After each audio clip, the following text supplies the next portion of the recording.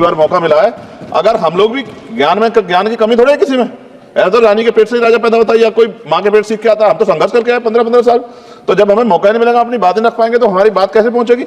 गरीब पैदा होता है, मर जाता, ना अच्छा इलाज मिलता, ना सुविधाएं मिलती, बस उसका जीवन है कि वो पैदा हो गया। ऐसा लगता है मजबूरी में पैदा हो गया, उसको पैदा ही नहीं होना चाहिए था।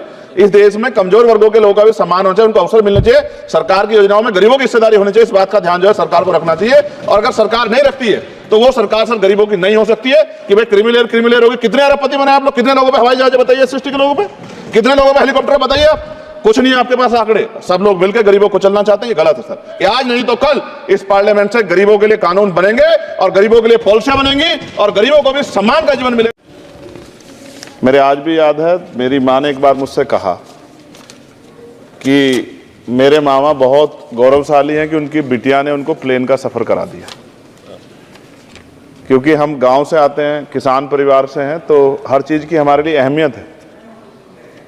मैंने भी ये तय किया था कि मैं अपनी सैलरी से अपनी माँ को एक बार हवाई जहाज का सफर जरूर कराऊंगा। अब हालात ऐसी हैं, आप बेहतर जानते हैं, हमने देश भी जानता है, सब लोग जानते हैं कि गरीब आदमी हवाई जहाज में सफर नहीं कर सकता। प्रधानमंत्री जी तो कहा था बहुत दिन पहले कि चप्पल वाला जो है हवाई जहाज में सफर करेगा, लेकिन आज हालात ऐसे, किराया भाड़ा इतना बढ़ गया है, नीतियां हैं उसकी वजह से, कि गरीब आदमी सफर नहीं कर सकता है। गरीब आदमी तो ट्रेन में एसी के डब्बे में सफर नहीं कर सकता। इस तरह के हालात।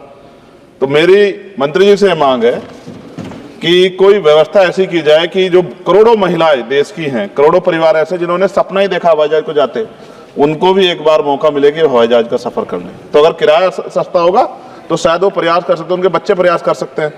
साथ साथ वायु यात्रा में सेफ्टी सिक्योरिटी का बहुत ज्यादा ध्यान रखने की जरूरत है। कई बार हादसे हुए हैं, कई चीजों पर हमें गौर करना है।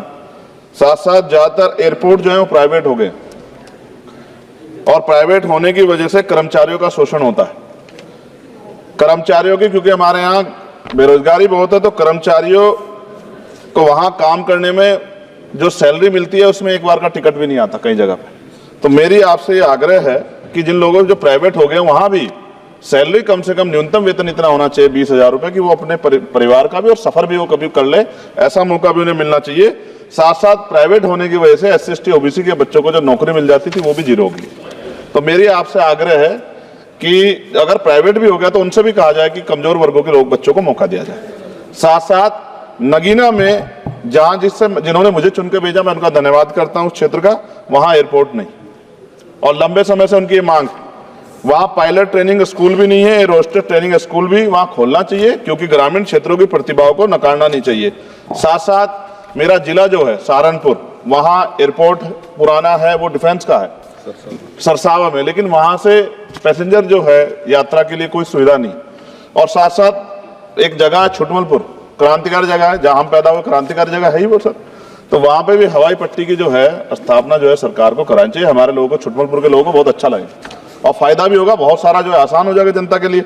और सुबह से हम प्रयास कर रहे हैं सर कि हमें बोलने का मौका दिया। यहाँ छोटी पार्टियों के लिए थोड़ी समस्या है और 2.5 घंटे इंतजार का मौका मिल रहा है। मैं भाजपा के साथियों को याद दिलाना चाहता हूं, एक समय था कि आप पे भी 2 मेंबर ऑफ पार्लियामेंट थे। आज आपकी सरकार है, आपको तीसरी चौथी बार मौका मिला है।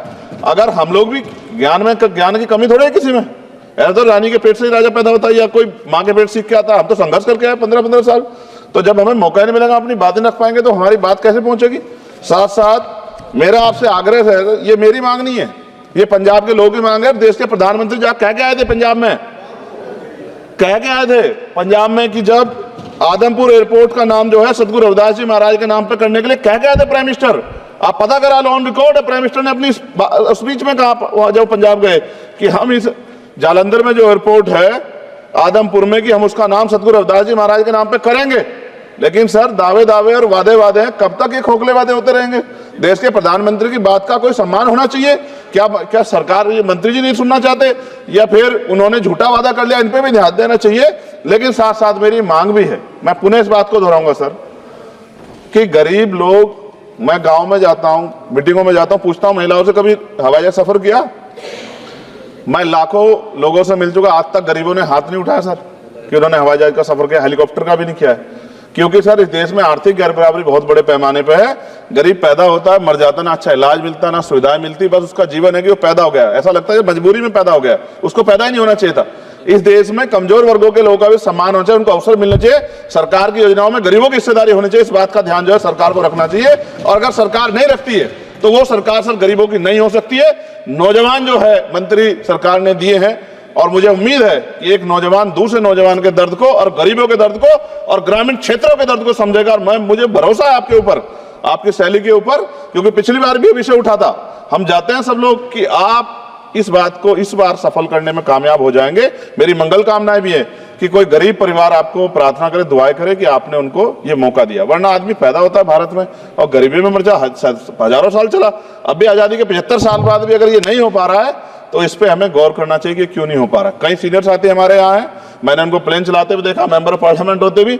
मेरा विश्वास है कि अगर इधर से भी और इधर से भी सब लोग जनता के विषय में सोचेंगे तो जनता की जिंदगी आसान होगी, जो कि अभी नजर नहीं आती। और मैं फिर आपसे आग्रह करूंगा, आप चेक कराइए, SC ST OBC के बच्चों को वैसे नौकरी नहीं मिल रही है, और जब ये पूरा सेक्टर प्राइवेट हो जाएगा तो क्या रिजर्वेशन करेंगे हम लोग? क्या फायदा रिजर्वेशन का? जब SC ST OBC के बच्चों क्या रिजर्वेशन का फायदा? गाली तो खाते हैं इस नाम पे, लेकिन रिजर्वेशन ही कहां मिलेगा जब सब प्राइवेट हो जाए? प्राइवेट वाले कहां दे रहे हैं? तो उनको कहिए कि प्राइवेट सेक्टर में मैं विधेयक लेके आया, निजी विधेयक, कि प्राइवेट सेक्टर में SC ST OBC के बच्चों को मौका मिलना चाहिए।